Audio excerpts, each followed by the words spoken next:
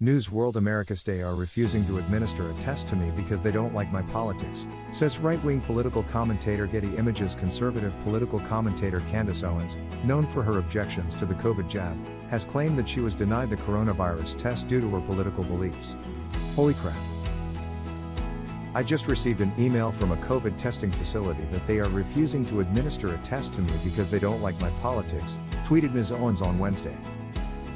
I'm banned from making sure I don't accidentally spread COVID. Much to the anger of many health workers, Ms. Owens has previously called herself proudly unvaccinated and unmasked.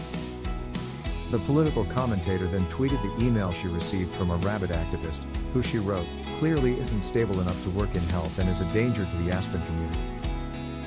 Ms. Owens published the email she allegedly got from the clinic. We cannot support anyone who has proactively worked to make this pandemic worse by spreading misinformation, politicizing and discouraging the wearing of masks and actively dissuading people from receiving life-saving vaccinations.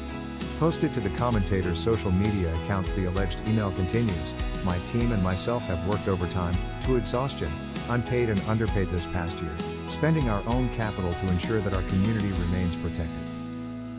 It would be unfair to them and to the sacrifices we have all made to serve you. As the Delta variant sweeps through the U.S., states are struggling to cope with the number of patients being admitted to hospitals and the pressure on health workers. Some states, including Florida, have had shortages of ICU beds in recent weeks. In August, the nation's COVID cases reached their highest point since January, with more than 100,000 people hospitalized with COVID-19.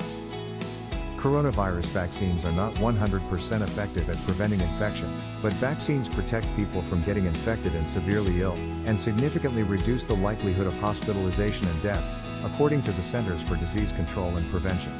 The best way to slow the spread of COVID-19 and to prevent infection by Delta or other variants is to get vaccinated, states the National Public Health Agency. If you don't get vaccinated, you are taking resources from people who have diseases or injuries or illnesses, Dr. Vincent Shaw, in Louisiana, told AP. COVID doesn't call people who have had strokes, who have had heart attacks, who have had other horrific or traumatic things happen and say, they'll take the week off.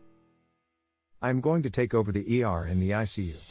More than 53% of the U.S. population has been vaccinated to date. The Independent has contacted Candace Owens and the lab accused of refusing treatment for further comment.